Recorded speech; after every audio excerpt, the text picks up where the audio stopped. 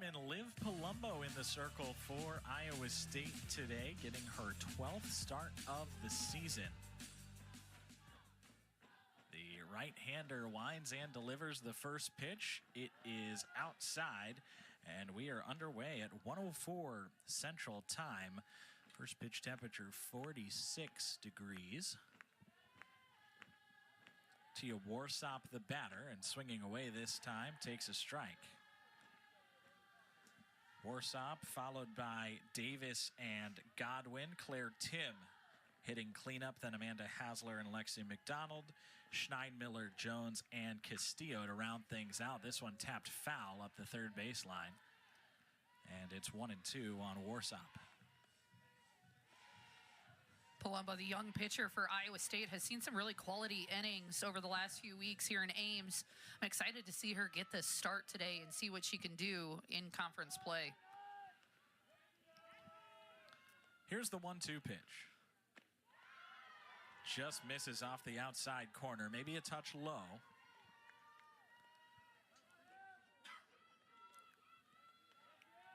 Warsop, born in England, awaits and slaps that one foul. Do it again. Born in England, but family moved to Texas when she was 4. She has played internationally for the Great Britain senior national team. 2-2 from Palumbo. Again, foul. Warsop really does a nice job at the top of this Oklahoma State lineup. On base percentage above 400, and when she gets on base, definitely a threat. Oklahoma State, a team that will steal some bases, so she's a critical piece for them at the top to make sure she's on. 2-2. Low and outside. Palumbo decided to change speeds, couldn't get the chase. That off-speed drop by Palumbo is a pitch that can get some hitters to chase, so something to watch today. 3-2. Again, foul. What a battle in the first at-bat of the game, as Palumbo has already thrown 8 pitches. A quality at-bat to start the day for sure. See as many pitches as you can, make the freshman work. Another payoff to Warsop. Grounded right to Andrews at third, over to first, 1 down. Kind of a boring ending there to a really nice at-bat by Warsop to start the day. Good job by Palumbo getting it into the zone, inducing the ground ball. She wins the battle. Andrews to Malott on that play. Bartholomew and Shepard up the middle from left to right in the outfield. Clemens, Johnson, and Poole. And Carly Ford behind the dish for Iowa State. Bunt shown, pulled back by Rosie Davis.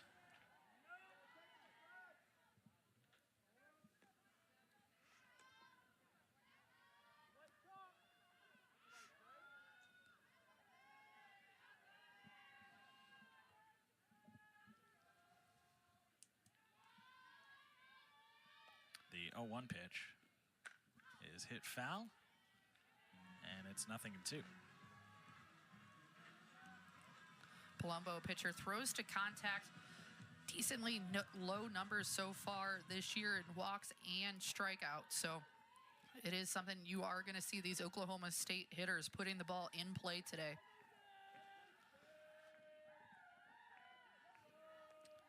Here's the 0-2. High fly ball right field, playable for Poole, and she makes the catch.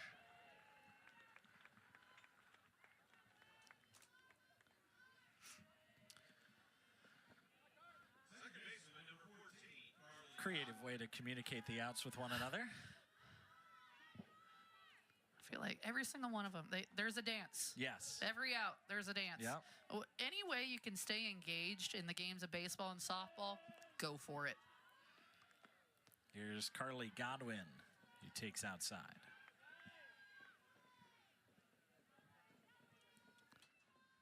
Liv Palumbo trying to spin a perfect first inning. Her 1-0 is low and out. you mentioned the importance of Warsop in the leadoff role. This Oklahoma State lineup really strong at the top of the order as the 2-0 comes in and is in there for a strike. Shows the trust that Coach Pinkerton has in his freshman Palumbo. You can find ways to get her in the game if you're afraid of going against the other team's best hitter. Bring her in for the third, you know, when you're at 7, 8, 9. Not doing that. She's starting the game. And for a lot of pitchers, I mean, it's a great way to settle in, being able to start the game, not dealing with anyone else's, you know, victories, successes, or downfalls that may happen throughout the game. So if you're coming in fresh, it's, you know, I'm going to face who's best right out of the gate. This Oklahoma State lineup, they only have one hitter under 400 on base percentage, and she's at 392. So they're going to get on base. It's about keeping it in the ballpark and making sure you're letting your defense work. Well, they do get on base, right? As you say that, Carly Godwin draws a hit by pitch and jogs.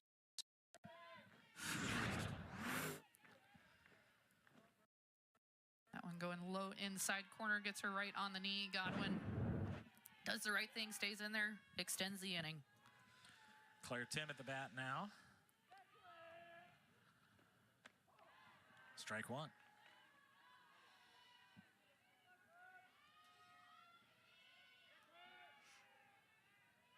Tim in her senior season with this Oklahoma State team, having by far the best year of her career. You always like to see a player finish strong. And Claire Tim is certainly doing that this year. OPS of above 1.1, 5 home runs on the year, can hit with some power, but again, just the ability to get on base. She's approaching that on base percentage almost at 500s. She's behind in the count here, 1-2, as Palumbo tries to strand that 2-out HBP. Here it comes. Outside.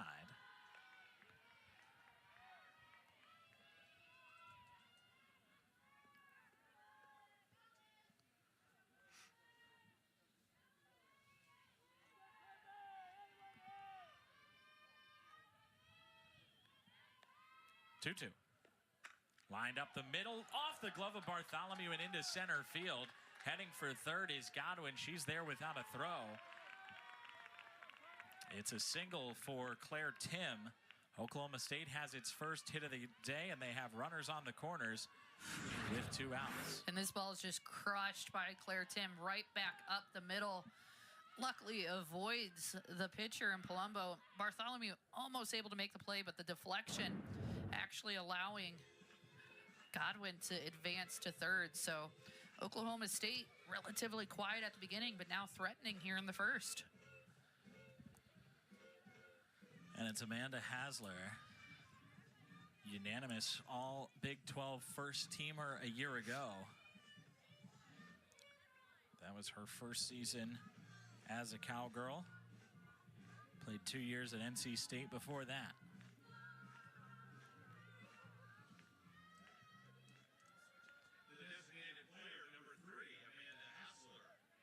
Palumbo retired the first 2 batters. The next 2 have reached.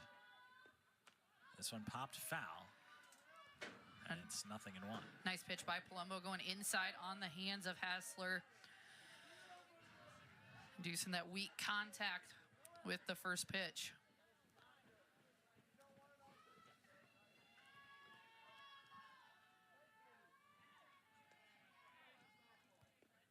This one hit in the air, left field. Clemens tracking back. She's at the wall, and it's off the wall. 1 run is in. Around from first comes Tim. She will score. 2-run double, Amanda Hasler, and Oklahoma State making things happen with 2 outs in the first. The last 2 batters, just some extreme power off the bats for the Cowgirls. Hasler starting with the narrow stance. Able to extend that thing out into left field.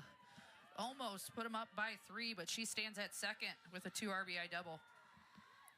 Lexi McDonald takes high. You talk about pitching to contact, and that can be a double-edged sword at times. We've seen it work both ways for the Cyclones in this first inning.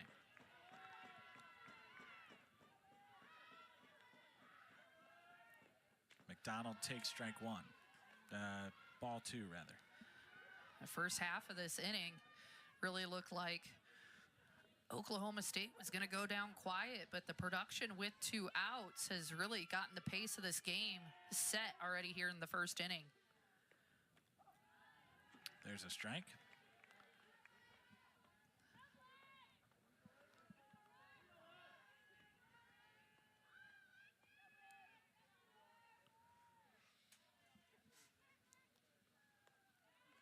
McDonald checks her swing, doesn't matter, it's in there for strike 2.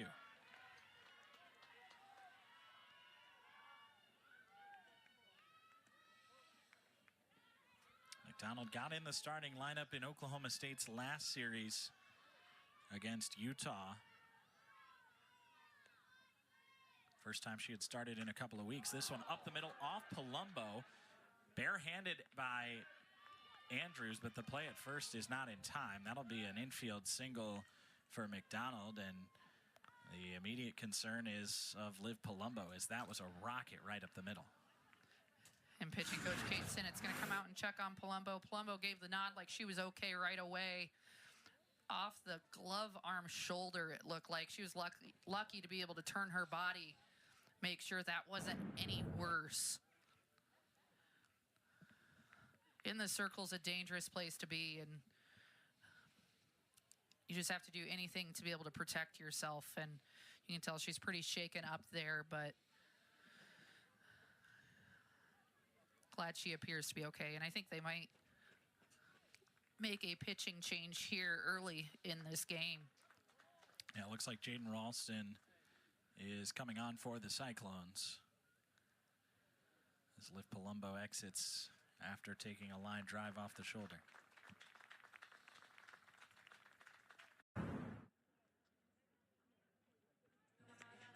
Iowa State's hand is forced to an early pitching change as Jaden Ralston comes in for the Cyclones. Ralston and Skierman have been doing quite a bit of the pitching for Iowa State lately. Cyclones went with a different option in Liv Palumbo. She only faces 6 batters before giving way to Ralston, due at least in part, if not in full, to that line drive that ricocheted off of her. So Ralston in for some early relief for Iowa State. You have to imagine it was always the plan to give Palumbo probably a couple of innings and then turn way to Ralston and Skierman for Iowa State, but unfortunate situation for the Cyclones here in the first. And Ralston now, high pressure situation, just trying to turn it over to your bats, already down 2-0. Audrey Schneidmiller stands in and takes low. So on third for Oklahoma State is Amanda Hasler with a double that drove in 2. Lexi McDonald on first with a single. And Audrey Schneidmiller, the number 7 hitter, bats for the first time and takes outside. Ralston behind 2-0 to her first batter. Here it comes. Now 3-0. Ralston kind of looks toward the dugout. And the umpire at third.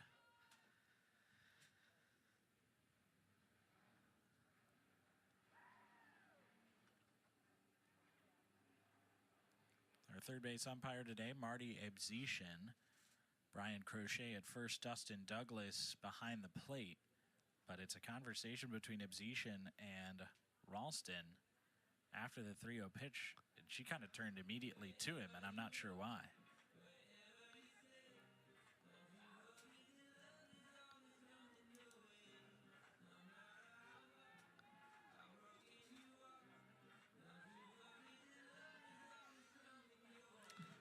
We may never know. Yeah, and I didn't see any sort of illegal pitch called or anything.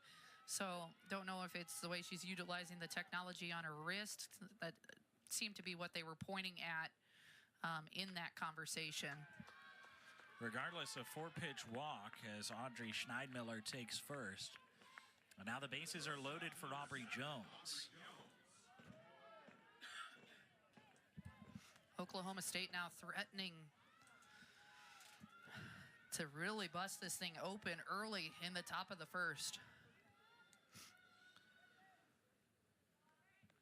First pitch to Jones is high. Ralston is yet to find the strike zone in 5 pitches.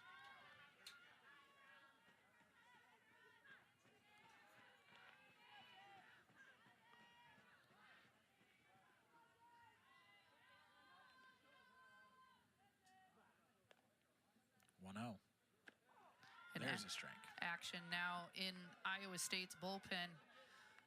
Appears Skierman's out there.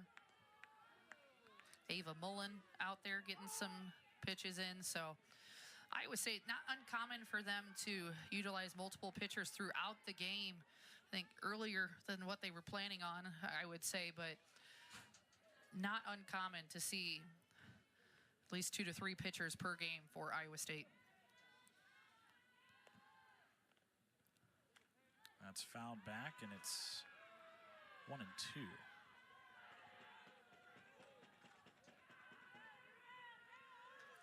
And I think... Oh, and there was an illegal pitch call here, I think. Yep, so third base umpire, it's actually back-to-back illegal pitch calls here. Okay. So...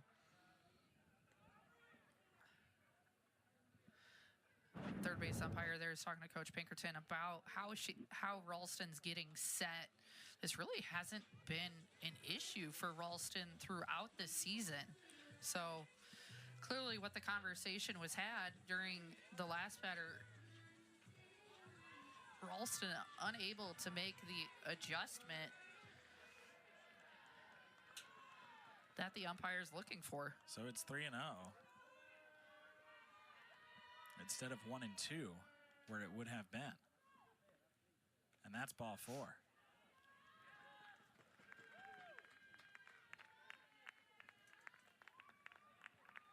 Oklahoma State walks in a run, back-to-back walks.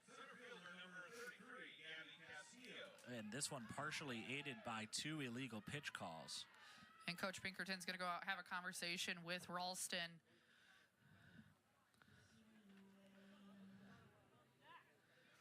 Jaden Ralston, not a pitcher who has had many issues throughout the season with illegal pitch calls. So I think it kind of has her a little bit frazzled, I would say, with what's being called. And Coach Pinkerton, I would say at this point, trying to buy some time, see if he can't get another pitcher into this game.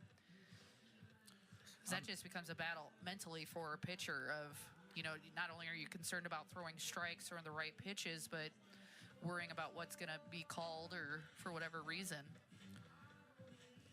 And the motion that Marty Abzetian was making was something about like patting the hands together. Yep. So once you get the hand in the glove, you need to get set, and I think that's what they're alluding to. Is it's almost like a false start per se of if the hand is coming in and out of the glove.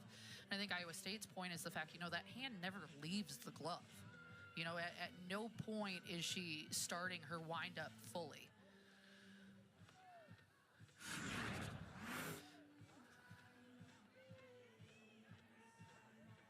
Yeah, hand is pretty firmly in the glove that whole time.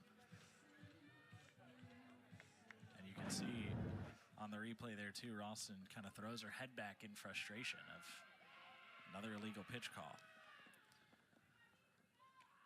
This one gets passed forward. She steps on the softball. Boy, she had a play if that ball rolls into her glove instead of into her foot. Instead, a wild pitch scores the 4th run of the game. And Iowa State, another early pitching change here. As you mentioned, this ball just gets away from Ralston. Carly Ford behind the plate had a chance. Her plant foot goes right on top of the softball. And Iowa State right now just waiting for something to go in their direction. So top of the first, we are going to see the 3rd pitcher of the game for Iowa State. It's Ava Mullen coming in for the Cyclones when we return.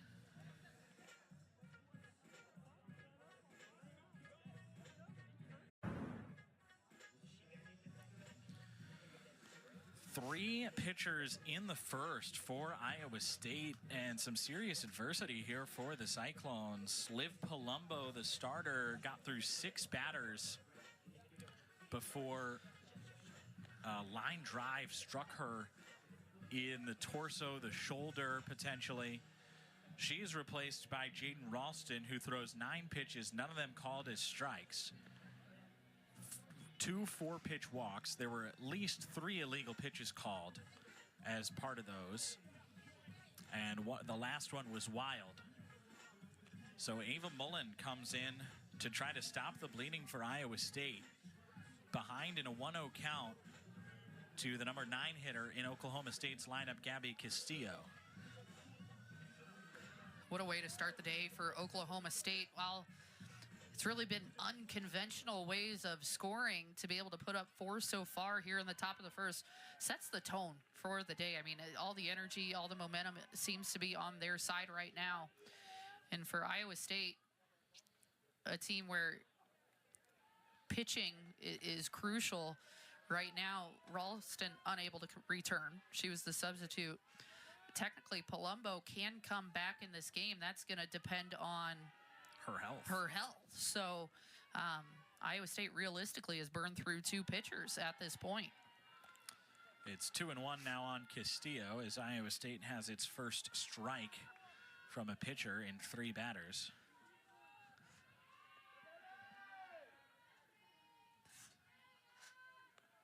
The 2-1 to Castillo is outside.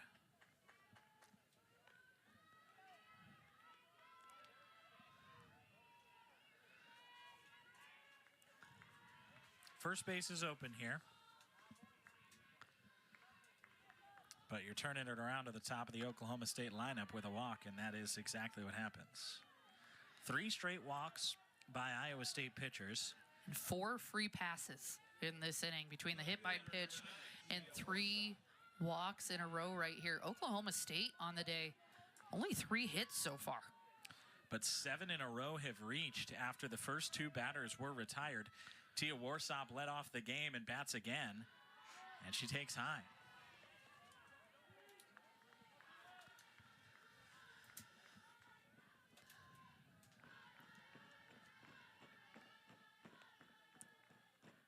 And that one's low. Ava Mullen has come in and in 6 pitches only thrown 1 strike. We've talked so much about the Iowa State pitching staff. On the flip side, Oklahoma State, starting with Ruby Malin in the circle, an absolute force to be reckoned with.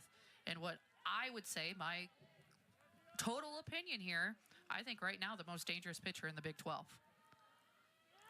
And you stake her to a big lead early on. This one hit up the middle, backhanded by Shepard, glove flip to second, nice play. Iowa State gets out of the jam, but not before Oklahoma State scores 4 with 2 outs. ERA just over 236 strikeouts in her 134 2/3 innings of work. The thing that gets me is that strikeout to walk ratio. She has 101 more strikeouts than walks this season. An absolute force in the circle. And I think one of the craziest things Coach Gajewski said, she's still climbing in her potential. First pitch to Clemens is a strike as the Cyclones bat for the first time, trying to battle back against the 4-run lead given up in the top of the inning. Clemens, Johnson, and Bartholomew, the first 3, followed by Shepard, Malott, and Ford. Tiana Poole, Ashley Miner gets the start as the number 8 hitter in DP, and McKenna Andrews rounds things out for the Cyclones. 0-2 on Jesse Clemens. Up high. Malin going back-to-back rise ball on Clemens. Got her to chase for strike 2. Clemens able to hold off on that one. It's a dangerous pitch, and she throws it with good velocity as well. Time called.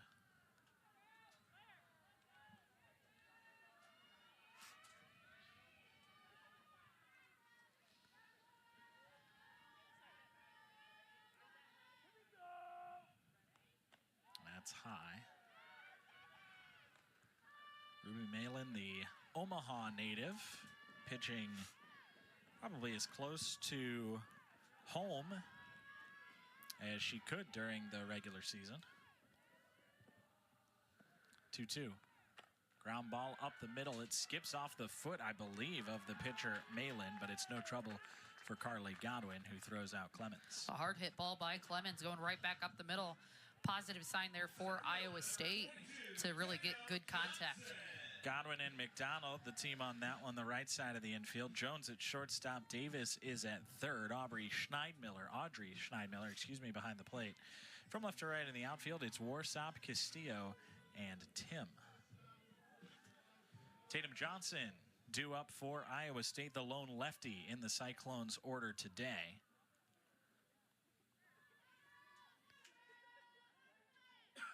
First pitch to Johnson is high.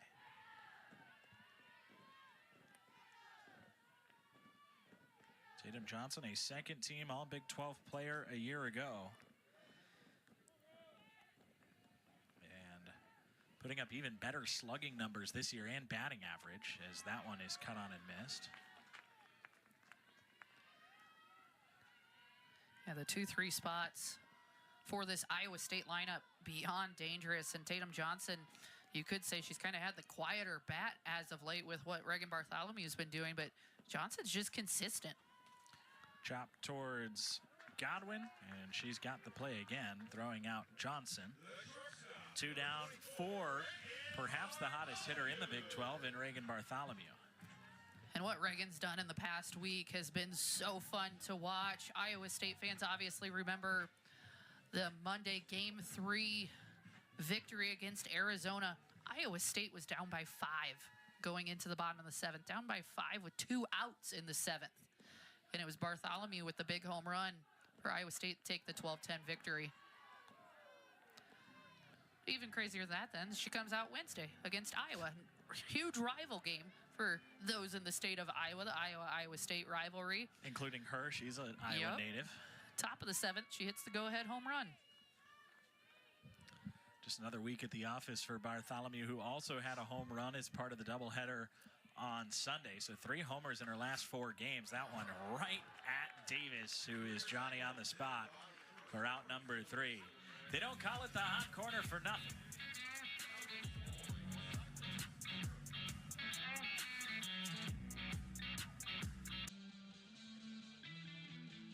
Oklahoma State this season 25-10, 7-5 in Big 12 play. Haven't played though since March 29th, and we talked to Coach Gajewski about that. He said it's kind of like opening day for us again. Yeah. We haven't gone through sort of an almost 2-week break in a season before. Just have to refocus and show up to the ballpark again. Here's a chopper to the right side, gloved by Shepard on a couple of hops. She throws out Rosie Davis. These past couple days have been a good time for these players to lock back in and really do a nice job today. Come out and they've faced adversity and they are putting on a good show so far today. Hats off to them and their strength as a team. Carly Godwin got the 2-out rally started in the first inning with a hit by pitch. She takes low from Ava Mullen. All 4 runs in that first inning charged to the starter Palumbo. This one smacked right field. Poole on the way back, but makes the catch. Hard hit, but just didn't have the loft or didn't find the gap. Poole able to get there with relative ease. The wind blowing from left to right today. Poole doing a nice job tracking that down. And for the second straight inning, 2 quick outs at the top of the lineup. Iowa State looking for a different result, though, here in the second. Claire Tim had Oklahoma State's first hit, a rocket up the middle. It was 3 hits in a row for the Cowgirls before 3 straight walks. And then the Cyclones finally got out of the inning. 1-0 pitch is low and out.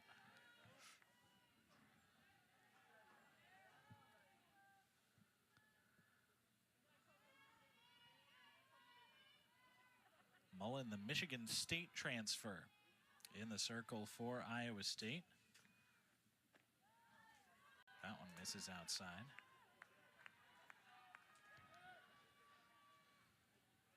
Played 2 seasons in her home state with the Spartans before transferring to Iowa State this year. There's strike 1.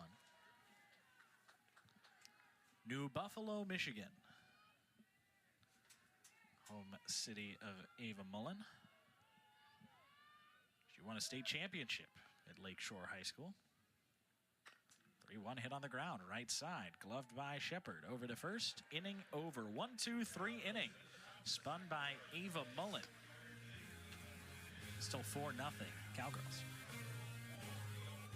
On the year, 4-8 in 12. They got a home sweep of Houston, and they've been pretty good at home this year, 6-2. But that's the problem with being a northern team in the game of softball, is you have to play a lot of games on the road. They did get a win their last game at home against Arizona, a top 15 opponent. Now up to number 11 in the latest poll. And those 2 losses at home both came to Arizona.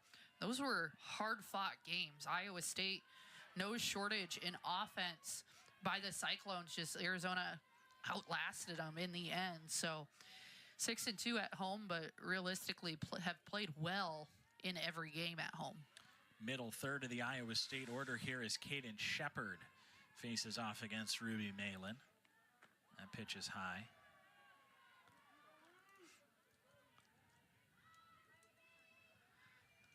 The majority of the movement from Ruby Malin is going to go up. So these Cyclone hitters have to focus at the top of their strike zones, make sure they're not chasing anything above their hands. That one borderline, but chased by Shepard. And it's such a tough pitch to hit, especially she's going to throw it. I mean, she's down in the count 2-1 there and is able to throw with that upward movement in the rise ball right at the hands and gets Shepard to chase when Shepard's ahead. 2-2 is low. And so she can throw that pitch too with velocity and precision. And you're like, okay, it's low. That means it's coming up to my wheelhouse. Shepard had the discipline that I probably wouldn't have, but that's what makes a pitcher like Malin so good, is that pinpoint accuracy. This one chopped foul, and Shepard stays alive.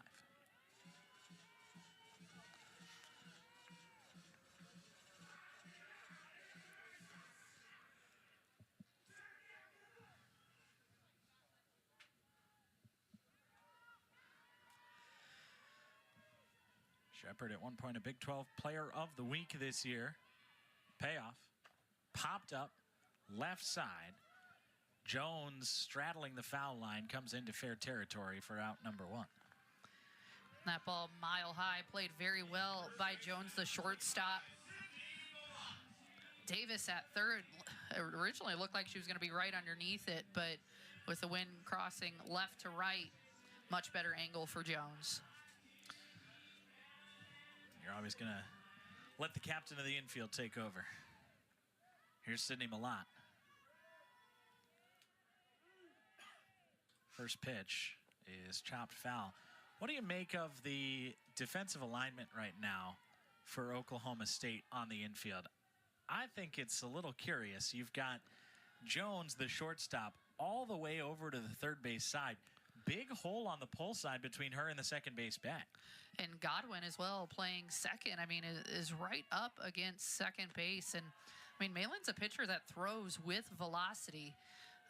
Just goes to show, I mean, scouting report on Malott, they really think she's going to hit with power to the pull side. But if you can get it in that kind of left center gap, there's a hole. This time she pushes it foul to the opposite field side. 1-2.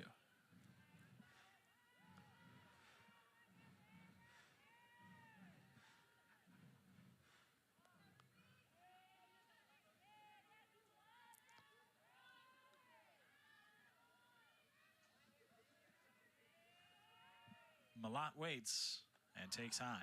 And depending on the pitch call, both Jones and Godwin, they're signing the pitch calls out to the outfield.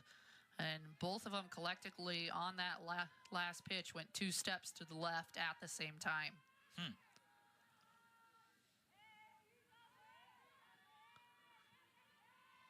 2-2. Low. Back-to-back full counts that the Cyclones have worked against Malin.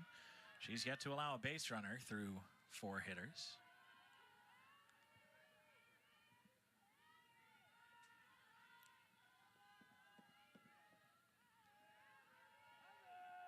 Payoff to Malott is lined foul.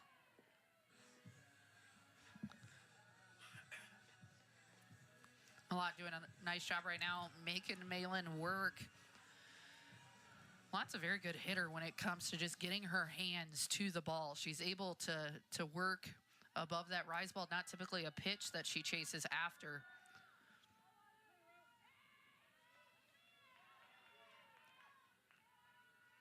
Another payoff.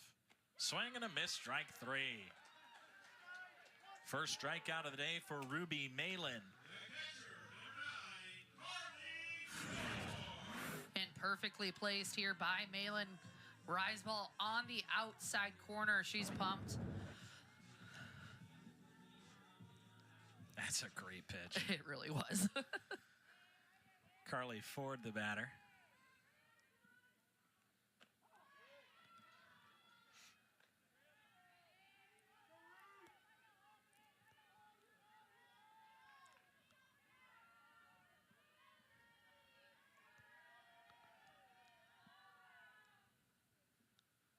One is popped up left field. On the way back is Warsop. She's at the wall. It is gone. First hit of the game for the Cyclones leaves the ballpark off the bat of Carly Ford. And Carly Ford just predicts it perfectly. She gets her hands up to it, drives all the way through. Malin, a pitcher that throws with that upward movement. You make a mistake, and the ball's going to fly.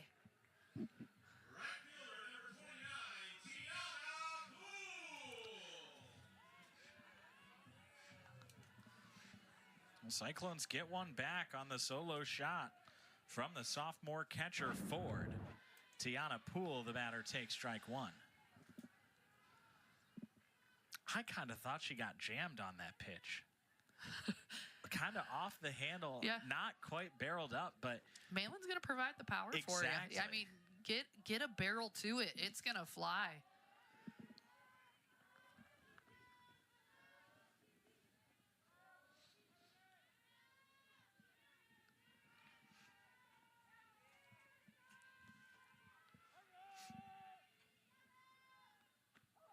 There's strike 2. Malin retires the first 5 in order before the Cyclones catcher and number 6 hitter Ford leaves the ballpark. Perfect game, no hitter, shutout, broken with 1 swing. 1-2. Swing and a miss, strike 3. Couple of strikeouts in the inning for Malin, but also a home run surrendered. Cyclones get one back in the second.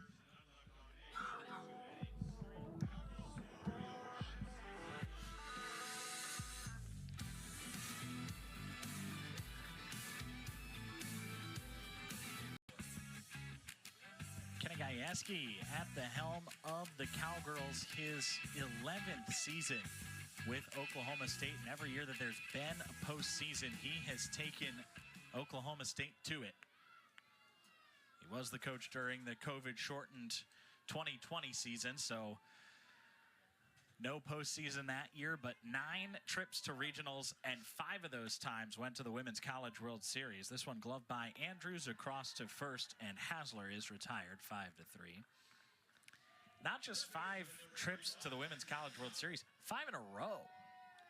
It's just so impressive what these Cowgirls have done, and to me, they've always kind of just been that quiet team throughout the season. And then it comes time for postseason play, and they just get the huge win. And that's all a testament to his coaching and the training they do throughout the season. They really catch fire at the right time every year. Lexi McDonald at the dish for Oklahoma State, singled in the first inning. A 1-0 count in her first time facing Mullen, and it's low. Coach Gajewski, always one of my favorite coaches to talk to, and he's going to shoot it straight. He's honest with how he talks about his team and how he talks about his players, but extremely positive when talking with us as well, and really a neat coach to talk to. Pretty darn good at the whole softball coaching thing, too. 2-1. One would say. In there for a strike, to say the least.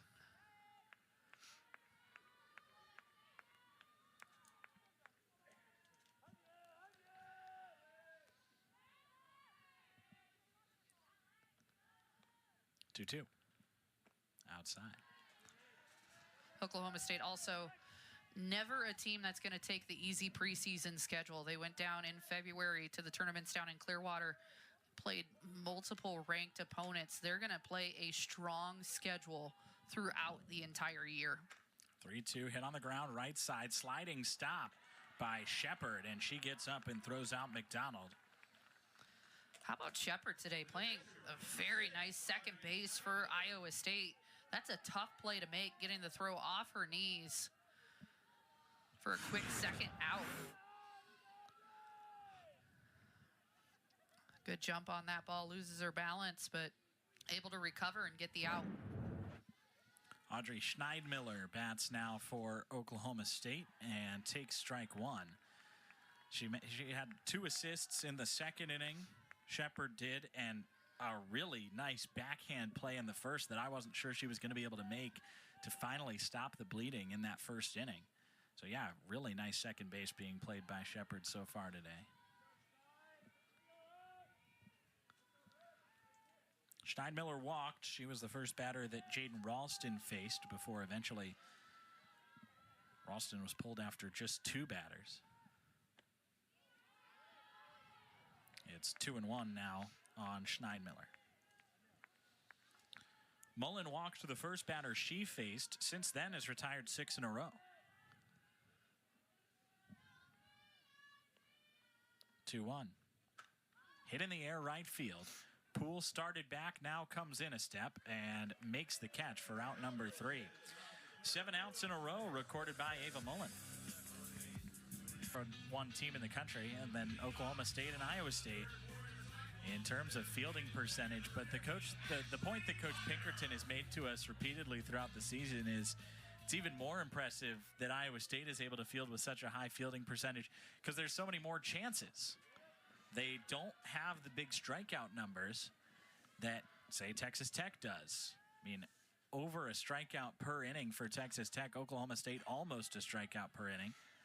Iowa State has about a strikeout every other inning as Ashley Miner checks her swing and holds up. And defense has just been such a point of emphasis this year for Iowa State. And to be honest, I think it's something that's actually made them better on all sides of the ball. About a 50-50 split now, they say, in practices between defense and offense, where prior to that, it was really controlled mainly offensively, but Iowa State just not having the mistakes defensively that we've seen in the past, and it's kept them in games and really a positive for Iowa State. Ashley Miner goes the other way and reaches. And the Cyclones have a leadoff hitter aboard, their first base runner of the day. And this is critical for Iowa State. Ruby Malin, as we know, such a strikeout pitcher. She's going to occasionally give up the solo shot. Getting base runners on and being able to move them will be what gets Iowa State back into this game. So good spot in the lineup right now for Iowa State. 9-1-2.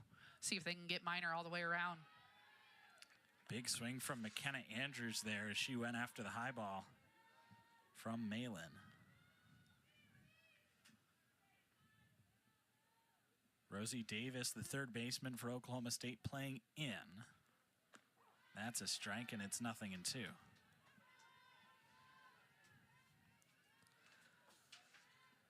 Andrews, a mainstay in this Iowa State lineup. Cyclone third baseman all year. Awaits an 0-2 and takes high.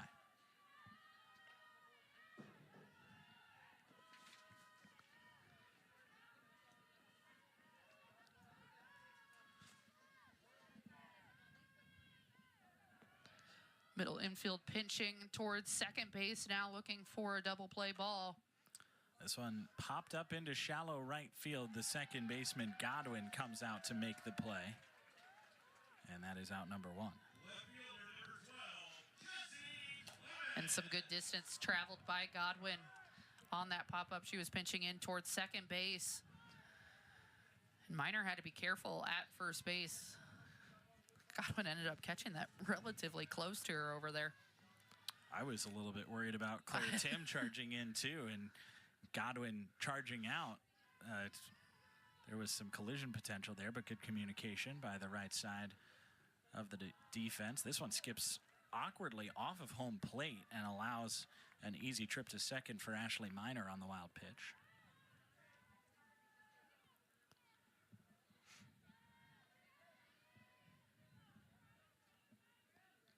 It's Jesse Clemens for Iowa State, now with a runner in scoring position. Facing a 1-0 count, here it is. Strike 1.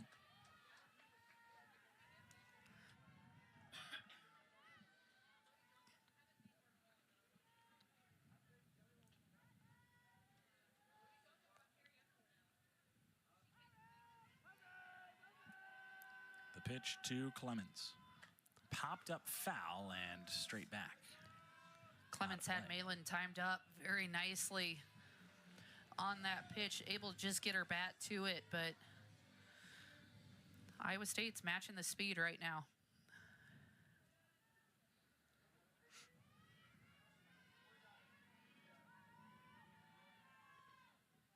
One, two. Swing and a miss, strike 3. Just a fantastic rise ball out of the hand of Malin.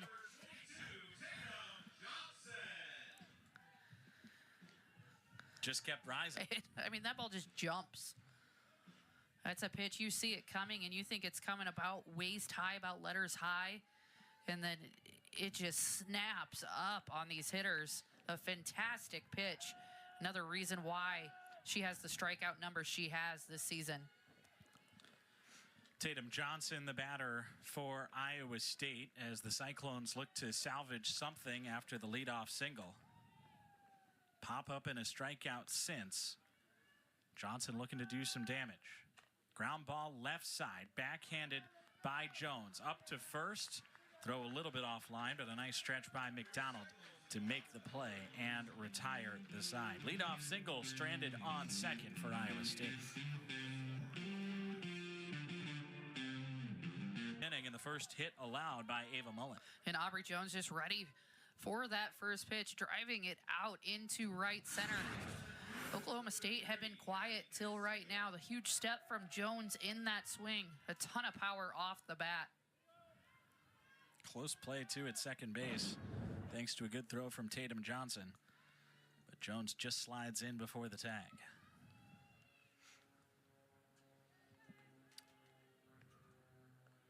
And now Gabby Castillo pulls back her bunt attempt. It's a strike anyway.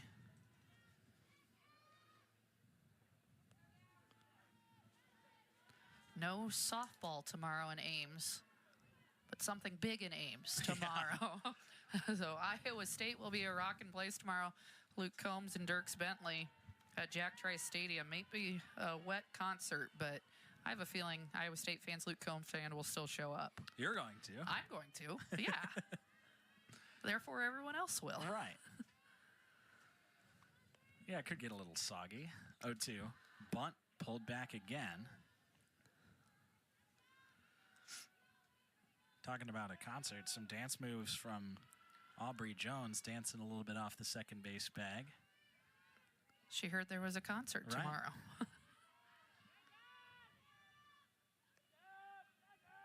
1-2. Castillo again shows bunt and pulls back. Interesting here.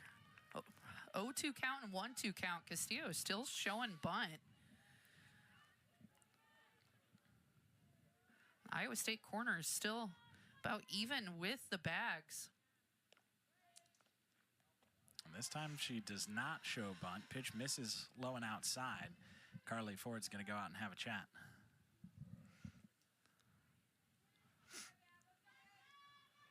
What's the message here? Dial it back in. I mean, Mullen's really done a nice job for Iowa State since she's come in. This is kind of been the first time she's lost the zone a little bit, which is very, very impressive here in the fourth inning. So just calling timeout, settle it down. 3-2 line back at Mullen. She gets it with her glove, then flips to first, not in time. And for the second time today, Iowa State with an injured pitcher due to a line drive off the bat of Oklahoma State. And Mullen really feeling it. Yeah, Mullen feeling this one right off. Looks like her left hip. Oh, certainly was. Nice job by her to try and finish the play. Almost had the out at first base, but Iowa State right now in a position where, I mean, we have 10 more innings left to play today. You have any eligibility left? You don't want me in the circle. No one ever wanted me in this circle, but no, Iowa State in a position right now. This is obviously, you hope for the best for Ava Mullen here, and hopefully it just rattled her more than anything. I think she's going to take a few pitches here, see if she can go. But obviously we haven't seen Lauren Skierman yet for Iowa State. She's really been Iowa State's ace throughout the season, but Haley Holtz has been warming up at times too. She has thrown very little this season, but is an option out of the Iowa State bullpen.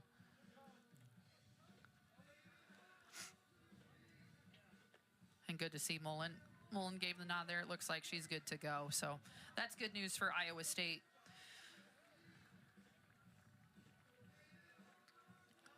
But the bad news for Iowa State, runners on the corners, nobody out. Top of the order here for Oklahoma State.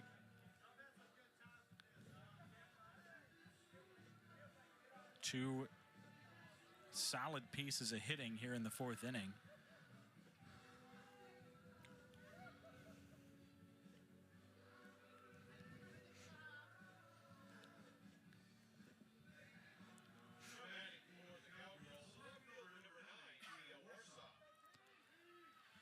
So Tia Warsop 0 for 2 today as we get a look at the Iowa State bullpen. It is Haley Holtz out there warming up. And a bunt shown by Warsop. She pulls it back. Off to second base is Castillo. Iowa State's sole intention on that play is playing the ball, making sure a run doesn't score, and they're more than willing to give up second base at this point in the game. 1-0 pitch hit on the ground, gloved by the first baseman Malott, who makes the tag for out number one. Warsop with the RBI ground out as Jones scores from third. Nice job by Malott to get the out. Jones was going on contact, so I don't think there's any way Malott would have been able to have even an option at home plate there. So nice job by her to get just one out. Rosie Davis now for Oklahoma State with a runner at third and one down. Hits it deep to center field. Johnson on the way back, reaches up and can't get it. It's off the wall. Davis around second. She'll stop there. RBI double, Rosie Davis. And Oklahoma State has scored a pair in this fourth inning to take a 5-run lead. Oklahoma State is just hammering the ball right now. Everything they're hitting seems to be squared up. Rosie Davis, no different. The righty, nice balanced swing all the way through, right off the wall. Carly Godwin takes ball one low. And now you just start to wonder if Iowa State goes a different direction because Mullen is getting hit so hard in this inning. Yeah, it's a decision that they're talking about within the dugout right now. And right now, 6-1, that's a tough deficit to come back on. on Ruby Malin on the opposite side. So foul ball out of play. It'll be interesting to see what approach they take. Right now, the main focus is getting the bats back in their hands, see if they can cut that deficit. But I don't know if you necessarily want to put in Skierman in a position where you're down by 5 against an ace like Malin. Especially if you think that Malin isn't going to pitch in game 2, as this one's fouled back, 2-2.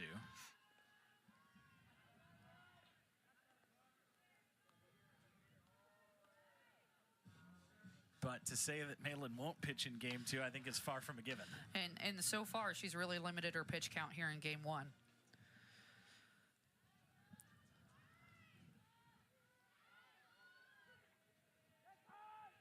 It's 2-2 on Godwin. She takes high and outside. I do think that if the Cyclones go to a different pitcher, I think it'll be Haley Holtz. Yeah, she's been definitely getting the most reps out there in the bullpen. Skierman had been getting reps out there. She's gone to the dugout since, but Holtz would be the one, appears to be preparing to come in. This one hit high in the air, down the left field line. Clemens settles underneath it for the second out in the frame.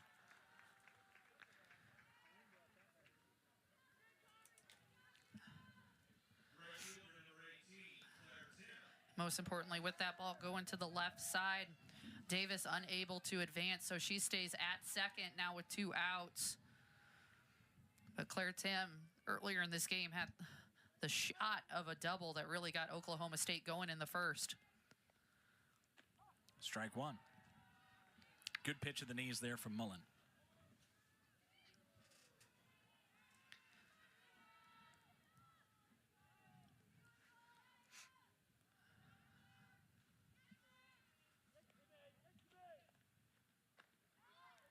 Outside. I like the spot, though, for Mullen. Work inside on that first strike, trying to get the corner called on the outside corner.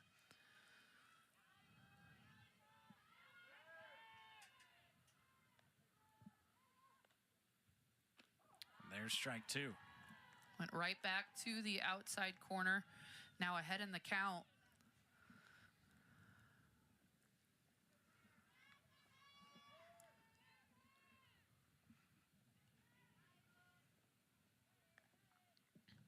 One-two on Tim. Hit in the air, center field. Johnson runs in and makes the catch in the left center field gap. Hard hit liner, but Tim is retired, as is the side. 2 runs for Oklahoma State in the 4th.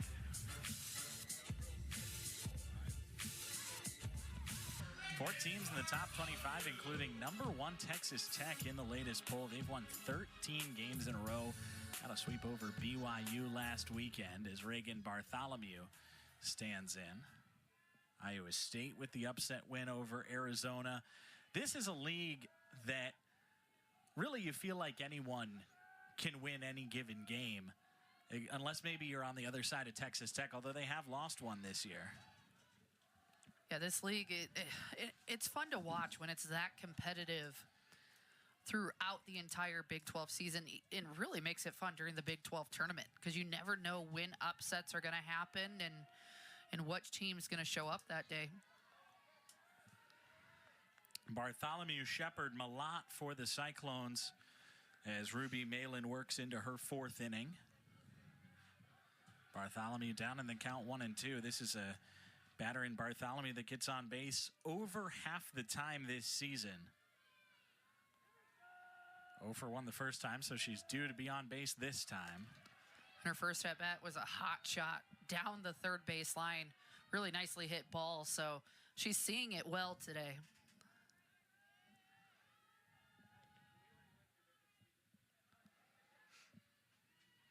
Two and two on Bartholomew. Pops it up left side, foul ground. Warsop giving chase. The left fielder calls off her infielders and makes the catch for the first out of the inning. Defensive changes to tell you about in the rest of the outfield as well. Warsop still in left, but Gabby Castillo moves from center field to right field, and JL Austin takes over in center. Claire Tim out of the defense. Caden Shepard, the batter for Iowa State. sneaks downstairs.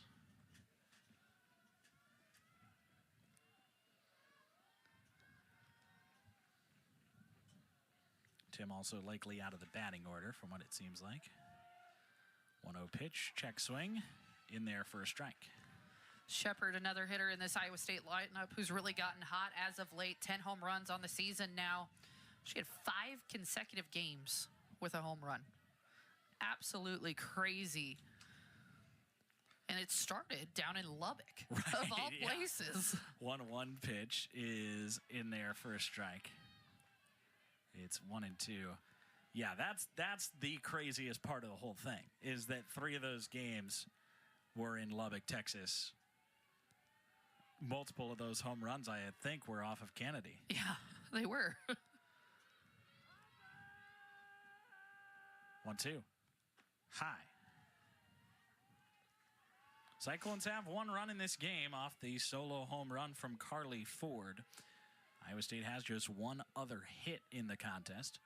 Oklahoma State has not left the yard yet today, but 6 runs on 6 hits. They also took advantage of 3 walks in the first inning.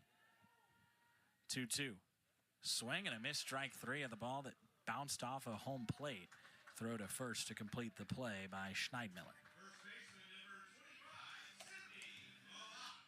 4 punch-outs on the day for Ruby Malin in 4 innings. As we take a look at that nasty drop ball. I mean, that ball just, it bounced before the plate, but the movement on it, Shepard sees that coming. It looks like it's going to come across the plate at her knees, and the bottom just falls out from underneath. So it's Sydney Malott with 2 outs and the base is empty. Swing and a miss. Malott, the first strikeout victim by Malin today.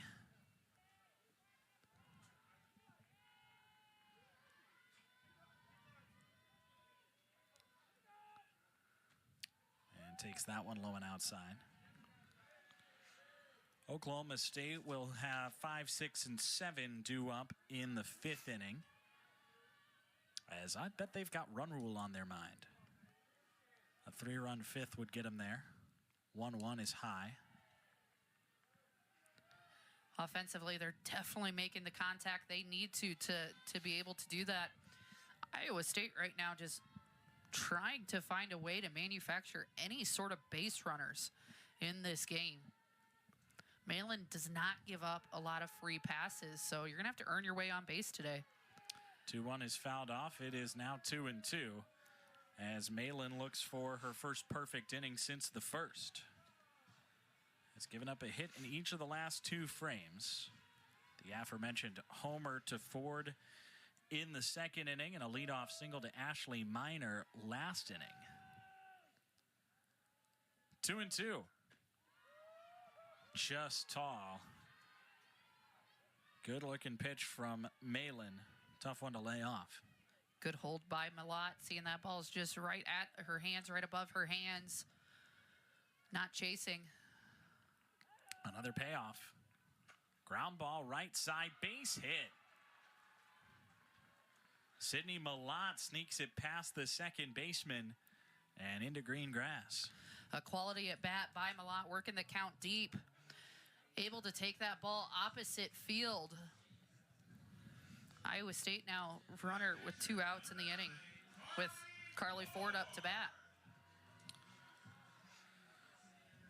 Ford's first at bat since that home run.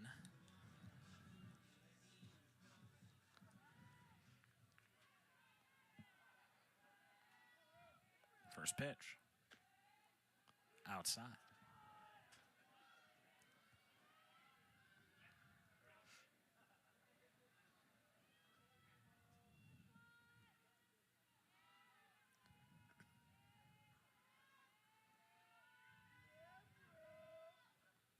Ford lines this one foul. But she's getting good swings on the Malin pitches. Yeah, she's swinging at the right pitches, which I think is the most critical thing. That one a little bit behind it timing-wise. You know, she'd like to have that one back, but she's the one hitter in this Iowa State lineup so far. Hasn't chased anything crazy out of the zone so far. You spoke too soon. It's just such a good rise ball. Yeah, I know. But that's what has impressed me about Ford's swing so far is what Malin does well with her movement is getting you to contact the ball in places you don't want to if you're able to make contact. And Carly Ford's done a nice job of picking the right pitches. She fouls off the 1-2. At the end of the day, that's why you get 3 strikes as a hitter.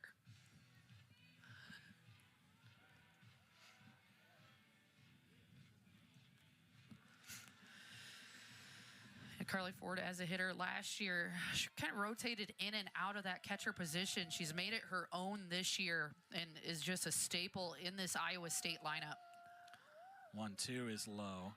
And what's impressed me about Ford is how much she's improved as a receiver and as a fielder of the catcher position. Yes. Obviously, that freshman to sophomore year is where you hope to make a leap, but she certainly has, especially defensively.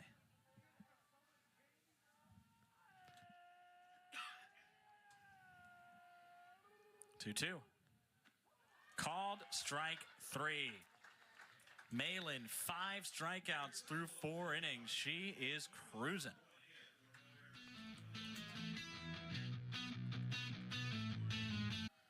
Takes ball 1.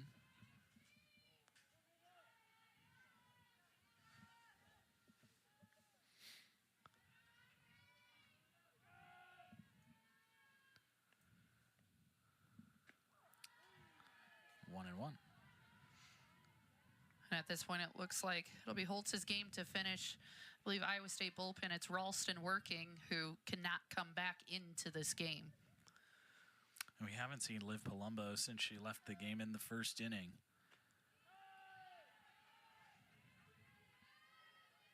Not sure that she's even returned to the dugout.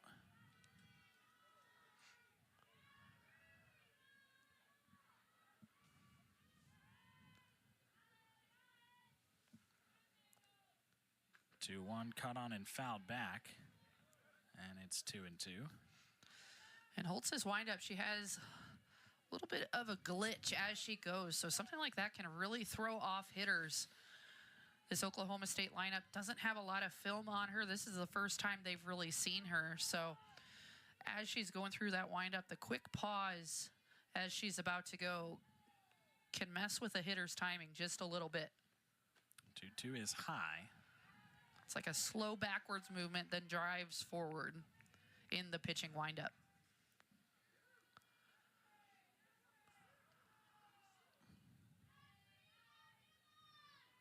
Full count pitch.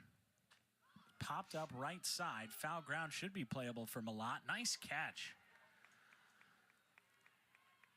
Malott had to take kind of a circuitous route to the softball.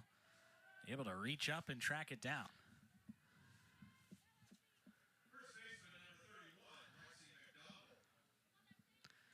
And Iowa State's defense has been clean so far. So we talk about those defensive numbers for both of these teams. Overall, we've seen a clean game defensively. It's been the free passes and then the hard hit balls by Oklahoma State. That's the difference. First pitch strike to Lexi McDonald, who is 1 for 2 today. Singled and scored in the first. She takes outside. Grounded out in the third. As part of what was a really good day for Ava Mullen in the circle for Iowa State. Got into some trouble with 3 hits in the 4th inning, but able to get out of it after 2 runs scored. That was really the only damage done against Mullen all day, who at one point mowed down 7 in a row.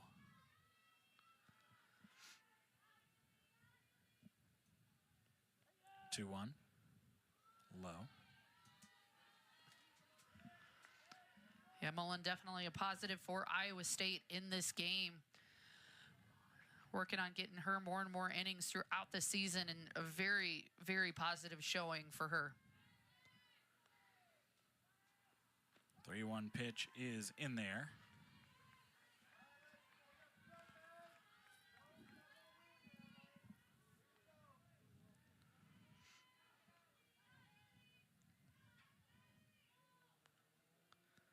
And the payoff. Ground ball foul.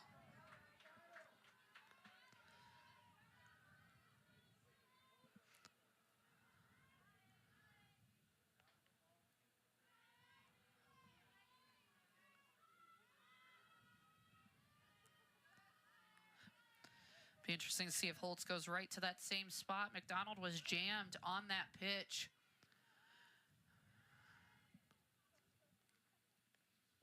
Another payoff. Again fouled off. This time, though, McDonald able to get more of a barrel to it. I don't think I'd go back there for a third time, but made sense on that second time. She's thrown up and in. A tough pitch to get to for left-handed hitters.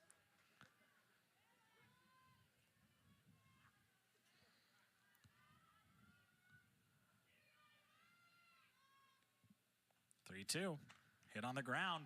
Past the glove of Milan and into right field, a base hit. Lexi McDonald aboard with a single. Hard hit ball off the bat of McDonald. Able to just pull that down the line. Was able to fix the timing in a flash out ahead of that ball, just underneath Malat's glove at first base.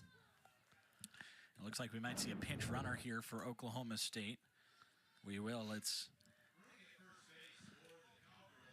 a pinch runner at first base. Libby J.Q's will pinch run.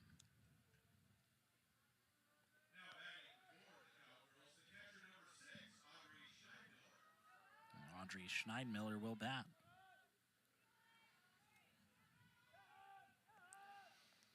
First pitch is low.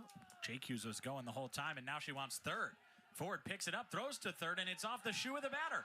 The runner, here comes J.Q. She will score. How about a pinch running performance by J.Q's? She was taking off on the pitch from first base. In the pass ball, able to make it to third. Heads up base running. Great job by the freshman to come in and make an impact play right away. So that gets scored stolen base, wild pitch, E2 for her 3 bases on that play. 1-0 is a strike. She gets the stolen base because she was going anyway. Gets to third, I think, on a wild pitch, or, unless you thought it was a pass ball. Wild pitch. And then scores on the throwing error. A one-pitch performance for the pinch runner, J.Q's. 1-1 is hit on the ground. The shortstop, Bartholomew, knocks it down, throws to first in time to retire Schneidmiller. 2 away. Nice recovery by Bartholomew, and that is why you learn the fundamentals. 100%. Bartholomew did a very nice job there. You got to do everything you can. Keep that ball in front. Use your body. That ball takes a hop on her, and her recovery is so fast. Still able to get the out. Aubrey Jones at the plate takes a ball.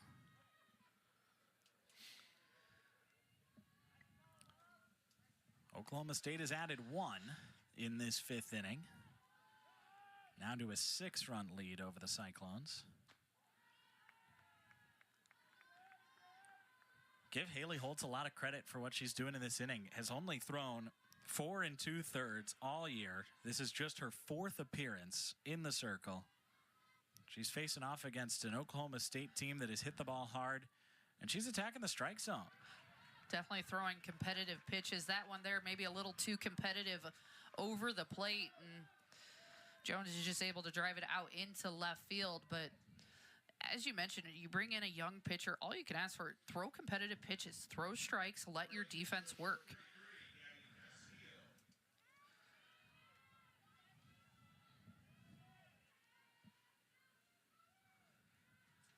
So 2 down and a runner on first for Castillo. And that's in there for a strike.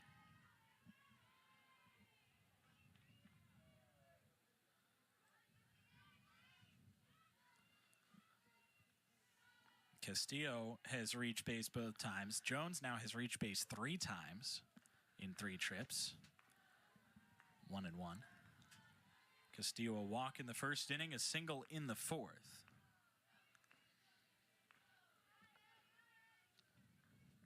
Came around to score in the 4th inning.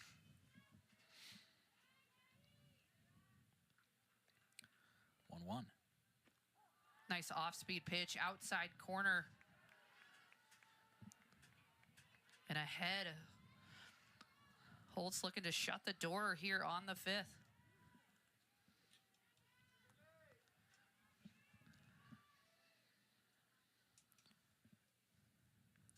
1-2. Ground ball off the pitcher's feet into the glove of Bartholomew. Score it 1-6 for the putout at second base. Upward movement gets the strikeout, but also the ability to throw the drop ball so effectively has really kept these Iowa State hitters off balance this entire game. And she's facing off against a new Iowa State hitter here in Haley Oliver. The sophomore comes in as a pinch hitter to begin the fifth inning. And starts behind in the count 0-1.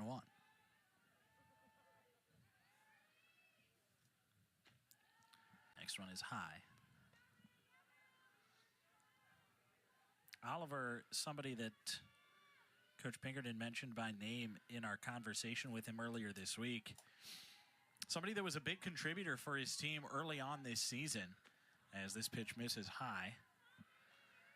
And he said, we've just been struggling to find ways to get her involved lately. She hasn't been in our starting lineups, and it's hard in Big 12 play to come off the bench and contribute as a pinch hitter.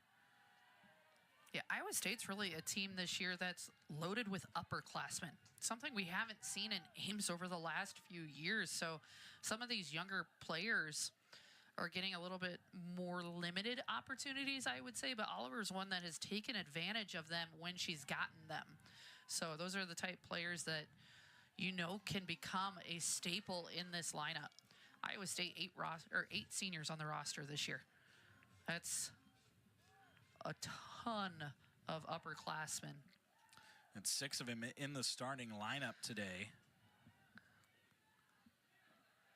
The payoff to Oliver is hit in the air on the infield, or just into the shallow outfield grass. Godwin comes out to make the catch. But he said it's tough for our pinch hitters really to establish any sort of rhythm. They've been sitting on the bench for 4 innings, and then we say, okay, go in and face Ruby Malin. See what you can do. Yeah.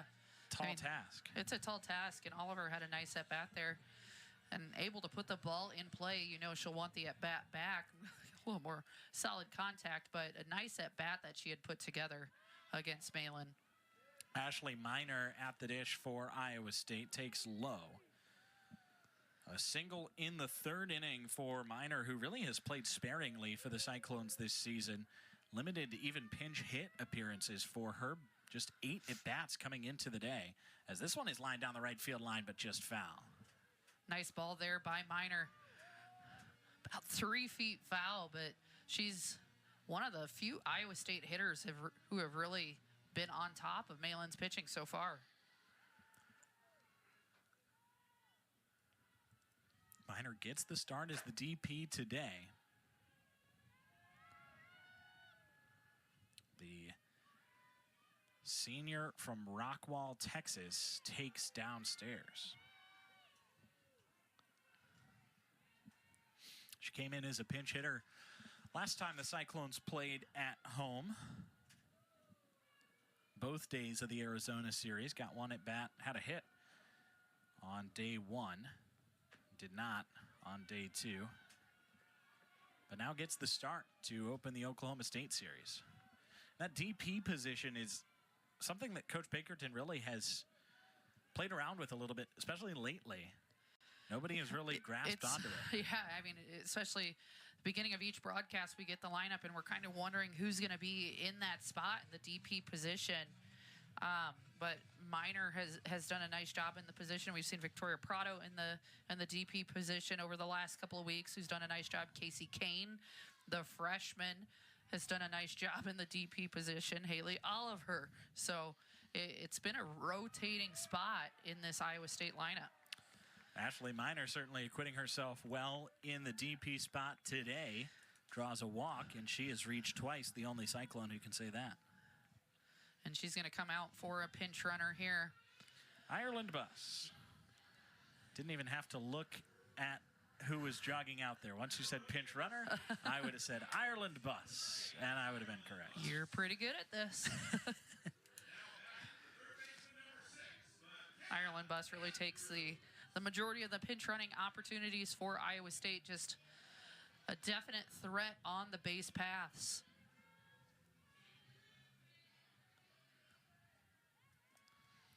McKenna Andrews, the batter. Ground ball into the glove of Malin. She goes to second for one. Over to first, a double play.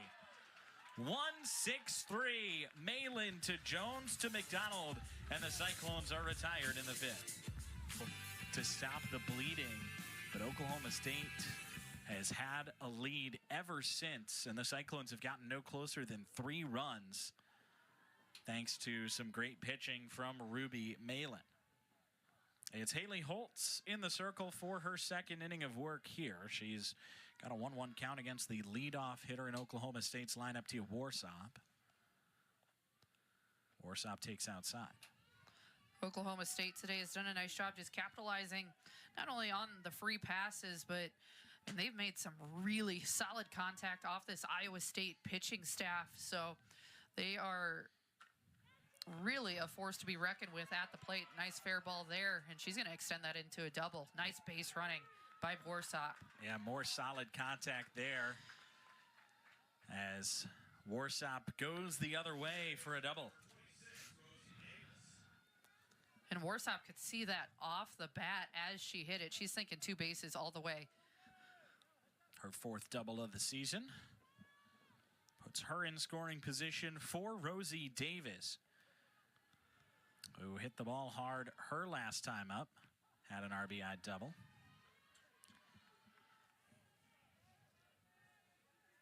With 3 hits allowed so far for Haley Holtz, 1 run charged against her. It is earned. 0-1 pitch is a strike.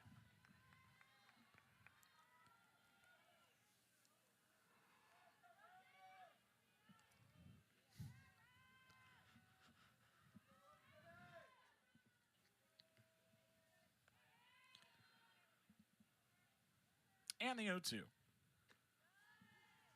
Misses high. Davis, the junior, in her second trip to Ames, generally factor in that you'll go every place in the Big 12 once every 2 years. You don't exactly, but that has been the case for Oklahoma State and Iowa State. They're alternating so far. You do miss 2 teams every year that you don't play home or away.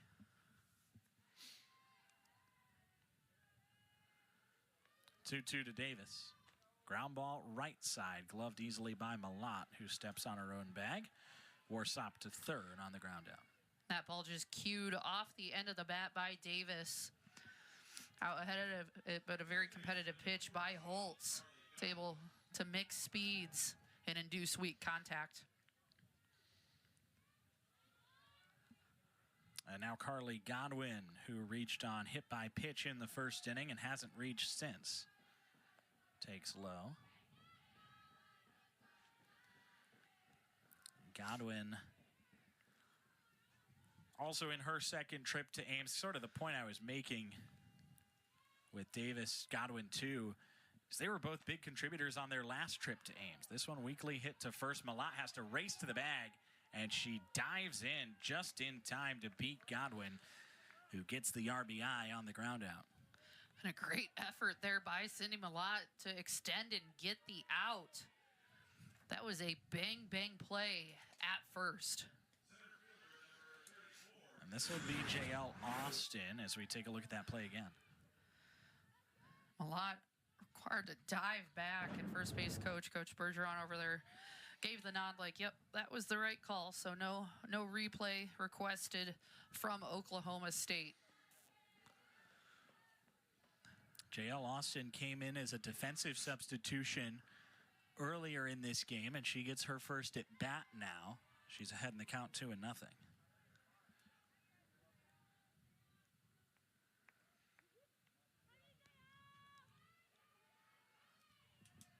Base is empty, 2 down. A 7-run lead for Oklahoma State. Ground ball back at the pitcher. Holtz, she gloves it and retires Austin 1-3. How many hard hit balls back to the circle are we going to see today? State lineup is they don't seem to be chasing quite as much here later in the game against Ruby Malin. I mean, you have to assume whether it be this next game in the doubleheader or for sure on Sunday, they're going to see her again. So getting to see as many pitches as possible, preparing themselves for future at-bats. Oklahoma State is on a 4-game winning streak right now. They've won 8 of their last 9. Malin has won the last 4.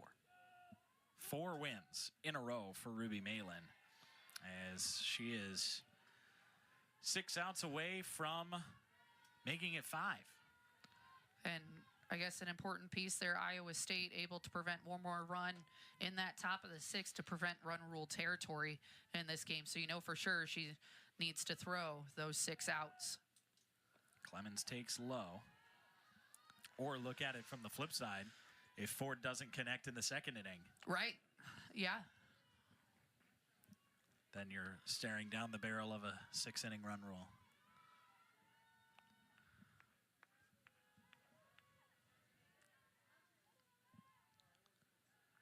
2-2 to Clemens is poked into center field, racing in and not getting there is Austin. On the way to second, Clemens. She's aboard with a double.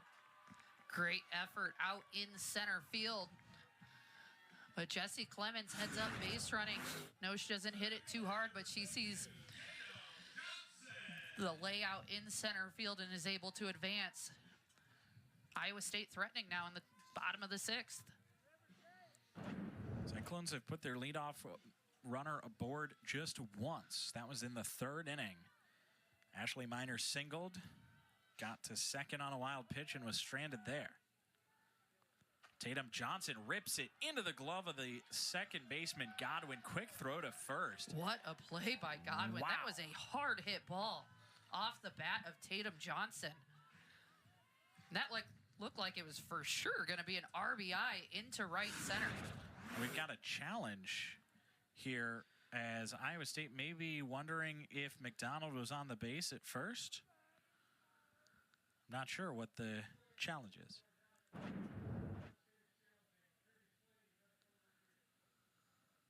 Yeah, I think he said ruling on the field is out at first base. Iowa State challenging.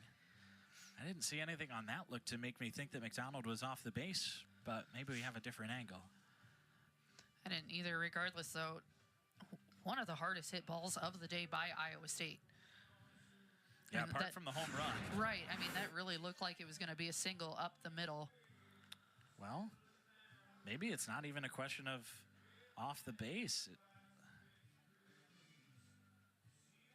It is a pretty close play, although I think it's in the glove by the time that Johnson gets there. And very quick review here. Yeah, the umpire's coming right back out. Review. The ruling on the field is confirmed. The runner is out. This is Iowa State's first challenge of the game, and they have 1 remaining. All right, call confirmed. Iowa State with 1 challenge remaining.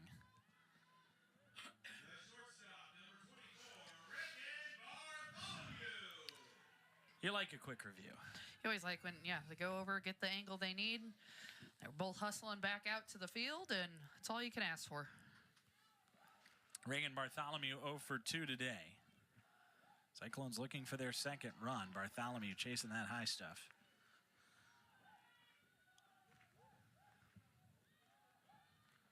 Line out and a pop out for Bartholomew so far today. Outside.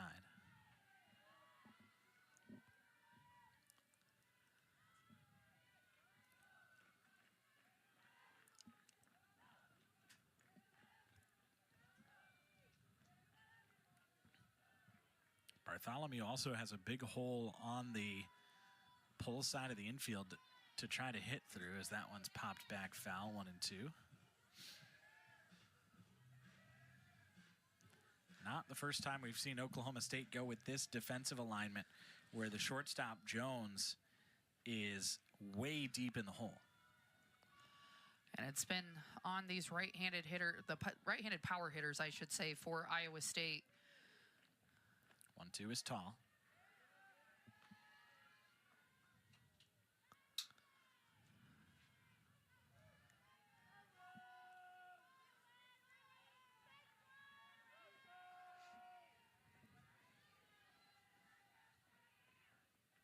2-2 pitch.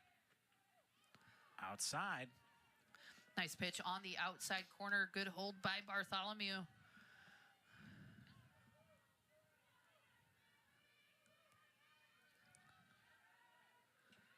Reagan Bartholomew has worked it full. Trying to reach for the first time today. Payoff pitch. Hit in the air center field. Austin tracks back. Makes the catch. Tagging from third is Clemens. She scores easily. It's a sacrifice fly for Bartholomew. And the Cyclones double their score. Reagan Bartholomew, a really nice at-bat out of her. Works it into a full count. Swinging at the right pitches. And the deep enough fly ball. Iowa State able to punch one across. Now it's Caden Shepard. 0 for 2 with a pop out and a strikeout so far. This one popped foul and out of play. Kerthunk it goes on the bleachers.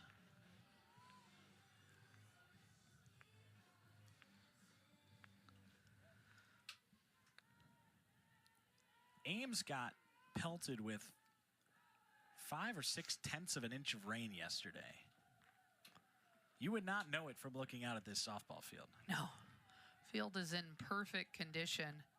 A lot of chances of rain throughout the weekend here in central Iowa. So obviously the reason for the adjustment in schedule today, and Sunday's looking questionable, I would say.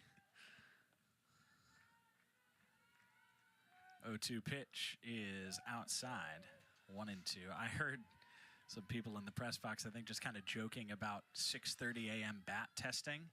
And I assume that's if they were to move the Sunday game to 9 a.m. Because it looks like the rain is coming in the afternoon on Sunday. We've seen just about anything schedule-wise. And that's this year. The whole Big 12, yeah, too. This year was the first time I could remember having games on Easter Sunday and doubleheader at that. We're doing a Sunday and Monday Big 12 series. Which, of course, was not scheduled. It was scheduled to avoid Easter Sunday. Yeah, it was scheduled to be Thursday, Friday, Saturday. Ended up playing Sunday and Monday. This one, doubleheader Friday, single game Sunday. 1-2 is high. Sometimes you just got to roll with it. Yep. In Ames, in April, you take what you can get. Got to have a flexible travel schedule and make it work. Hopefully some understanding professors. 2-2 is high.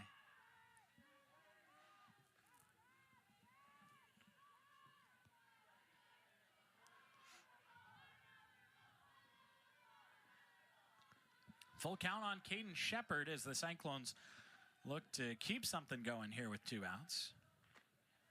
And Shepard draws a walk. Malin struck out 5 in the first 4 innings. In innings 5 and 6, she has not struck anybody out. She's walked a pair.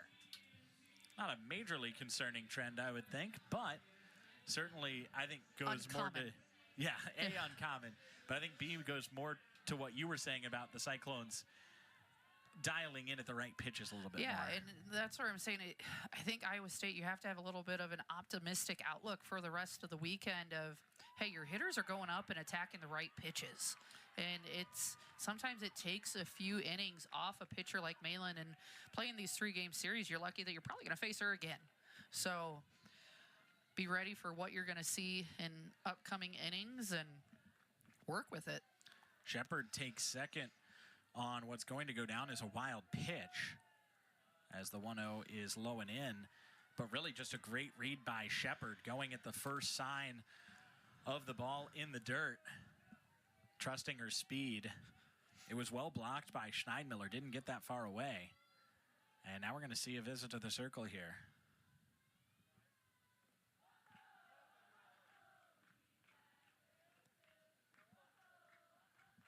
$100 pitches now for Ruby Malin, who is in her 140th inning of work this season. Not a very long conversation in the circle.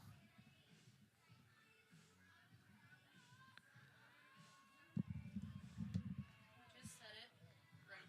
No, it's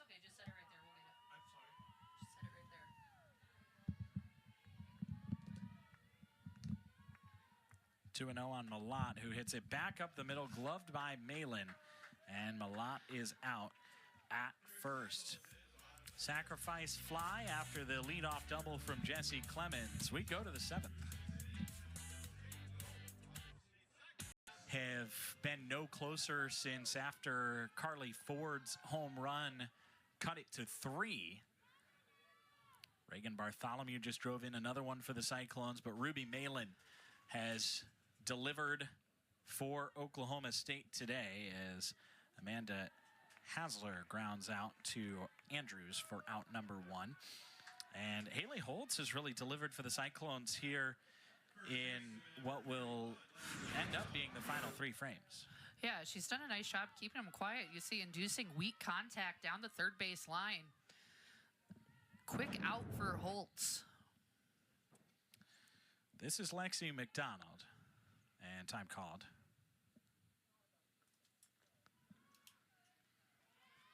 McDonald and Schneidmiller due up for the Cowgirls here in the 7th. It's 1-0. McDonald, a pair of singles today, left for a pinch runner in the 5th inning and then re-entered at first base. Pair of singles, pair of runs. Well, she doesn't get credit for one of them, as that one's down low. She left for the pinch runner, who generated 3 bases on 1 pitch. Stolen base, wild pitch, and a throwing error. Got her from first to home. That was this spot in the order, but not Lexi McDonald. 2-0. Just missed. Touch high, maybe a little bit inside, and it's 3-0. Holtz behind in the count here, but yeah, you talk about that crazy pinch run situation. So rare as a pinch runner. Come in for 1 pitch. Nothing happened, no hit or anything, but makes it all the way from first to home. Jaden Jones is on deck for Oklahoma State.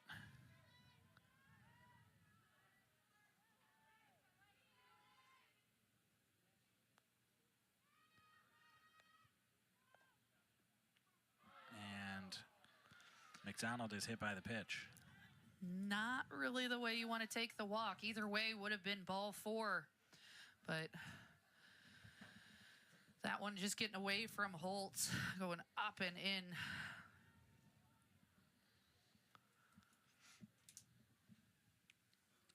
So pinch hitter here for Oklahoma State, as Jaden Jones will come in, the Virginia Tech transfer,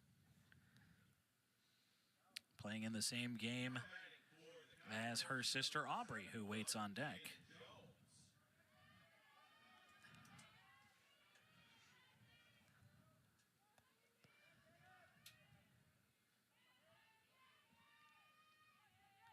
First pitch to Jones is hit on the ground, right side, through the hole, a base hit.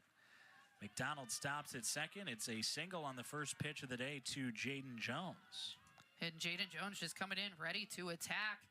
Typically speaking, when a pinch hitter comes in, you feel pretty safe attacking the zone as a pitcher. Jones is ready for it to turn it over to her sister. Aubrey Jones, the freshman, has banned shortstop for Oklahoma State all year. First pitch, hit on the ground, left side, through the hole, a base hit. McDonald stops at third. Station to station go the Cowgirls, and the Jones sisters are first pitch swinging. Similar approach, I would say. Nice similar piece of, hit, just similar one on each hit. of the diamond. They'll take it. Good pieces of hitting by both of them, getting themselves on base. Oklahoma State now looking like they're ready to attack here in the 7th. Gabby Castillo at the dish. Don't really need any insurance runs, I wouldn't think. You've already got a few built up. You and say Ruby that, Malin but in the circle. I mean, last weekend That's true. against Arizona, No lead was safe in this ballpark. we thought a 5-run safe would be, or a 5-run lead would be safe 2 days in a row. That couldn't be further from the truth. It's 1-0 on Castillo. It does make a big difference, as you mentioned, though, having Ruby Malin in the circle. Yeah, both Iowa State and Arizona have some good pitchers. None of them are Ruby Malin.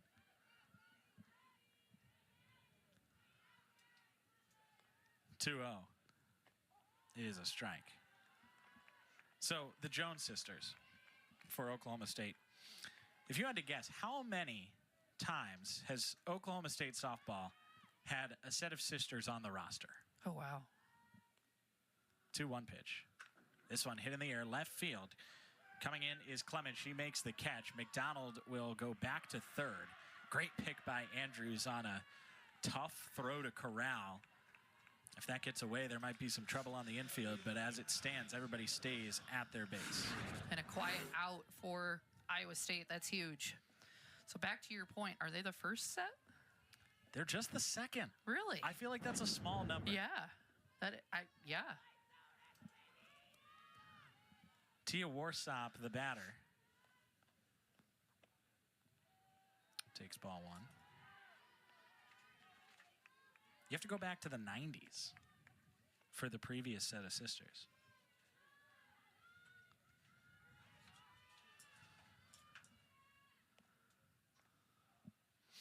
This one down low. Linda and Sharon Sedano from 1990 to 1991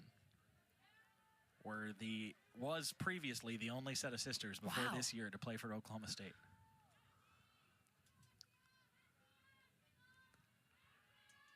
It's 2-0 on Warsop. Ground ball right side, gloved by Shepard. She goes to first, and the inning comes to a close. Oklahoma State loads the bases with one out, but fails to capitalize. 3 outs away from victory, though.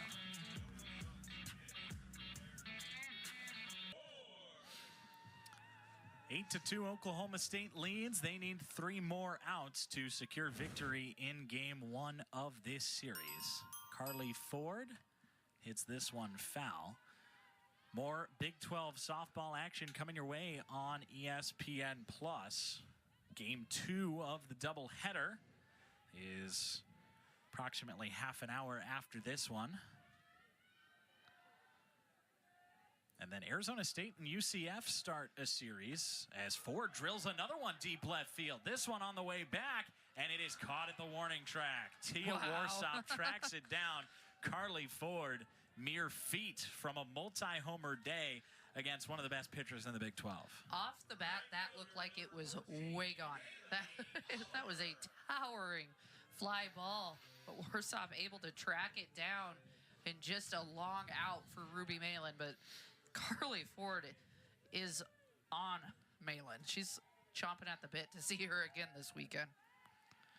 Haley Oliver back in for a second chance. Takes low. Oliver remained in the game in right field after coming in as a pinch hitter in the 5th inning. Popped out.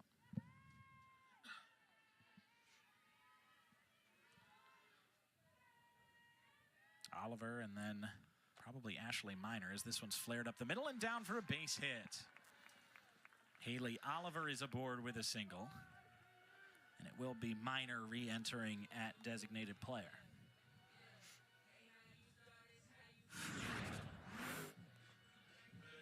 Haley Oliver doesn't drive all the way through that thing, but does just enough to find some green space and get herself on first. Iowa State now 5 hits on the day against Malin. And there's a strike on Miner. If you're going to get something against Malin, it's going to be hits. She doesn't walk a ton. She has walked a pair today. But 5 hits, 2 runs allowed. That's pretty much on line with her 7-inning averages. And Iowa State now has gone all the way through the lineup here without a strikeout. So that is something that they have done better at throughout this game. As I go back to just swinging at the right pitches and not chasing the movement that Malin has. That one hit foul. It seemed like Miner had timed that one up well, but again, the movement clipped to the wrong part of the bat. Miner, the only Cyclone that has reached multiple times today. A single and a walk so far. She takes this one tall.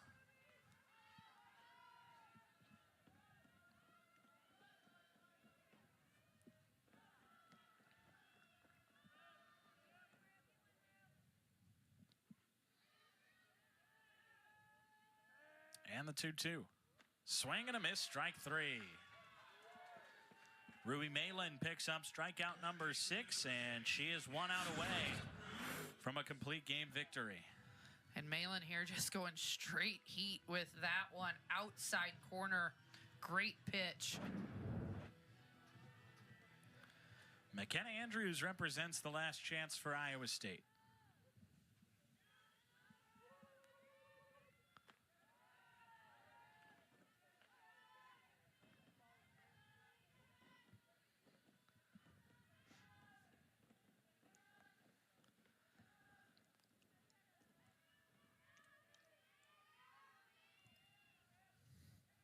One-oh pitch is low.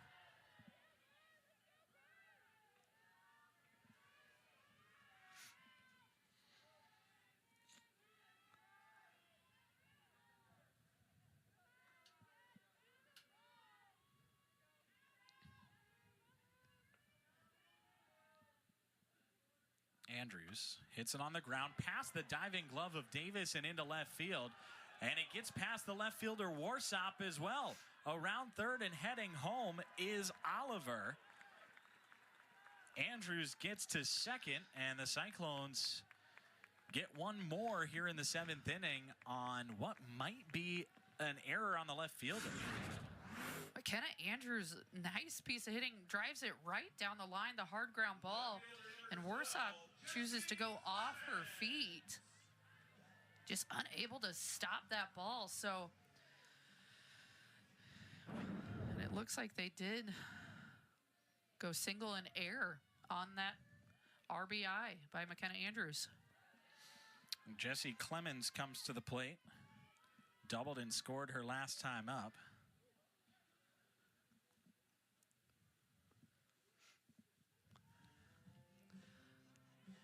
And Iowa State, they've been in this situation before this week against Arizona, down by 5, 2 outs in the 7th.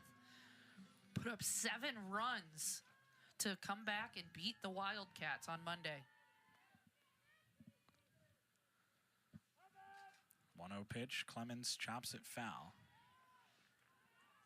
The Cyclones had 2 outs and a runner on first, down by 5 before any scoring happened in that 7th frame.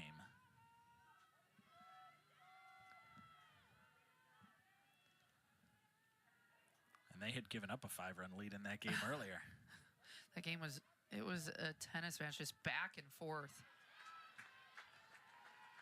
1-2 on Clemens. Malin a strike away.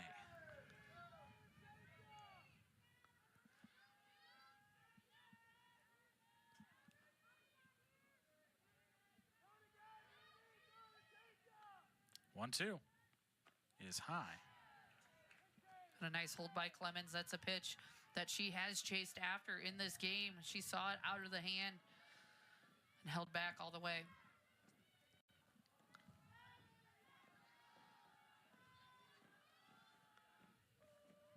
Two-two is down, gets away from the catcher Schneidmiller. Big turnaround third for Andrews, who advances there on the wild pitch. It's now full on Clemens.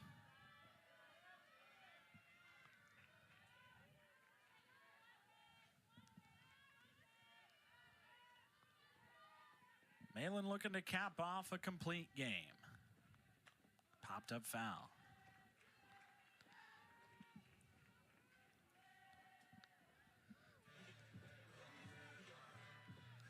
Malin trying also to finish off what would be her 5th win in a row.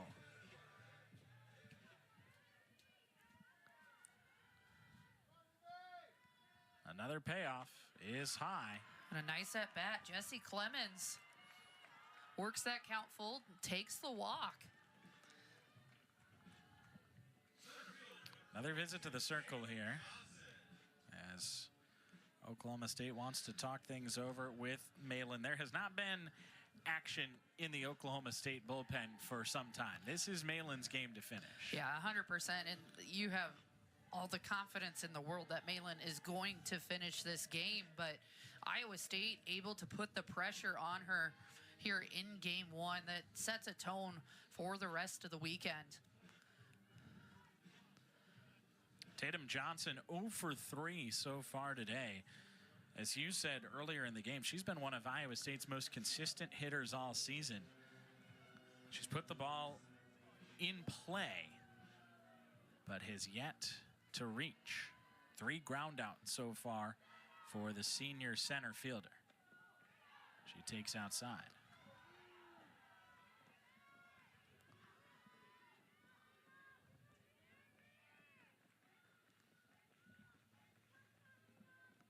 Outside corner, that is. 0-1. Nice pitch by Malin. Taking that same pitch, going 1 ball further off the plate. Johnson able to hold, even up the count at 1-1.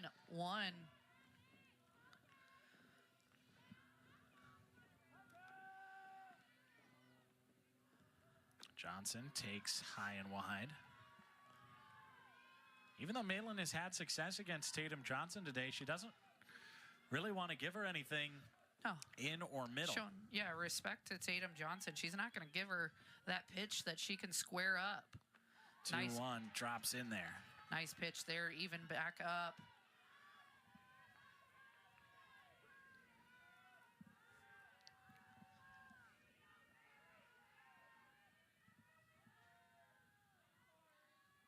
Two. Swing and a miss, strike 3. 7 strikeouts for a complete game for Ruby Malin. She picks up win number 16 and her 5th in a row as the Cowgirls win game 1. And they've now won 9 of their last 10. Ruby Malin showing why she is one of the most dominant pitchers in the Big 12. This Oklahoma State offense with some fireworks of their own. They have set the tone for this weekend. So this doubleheader, this second game, Iowa State's going to be looking to come back. For Allie Kappert, I'm Noah Wolf saying goodbye for now from the Cyclone Sports Complex, where the final score in game 1 of a doubleheader is Oklahoma State 8, Iowa State 3. All games airing on ESPN networks are streaming live in archive.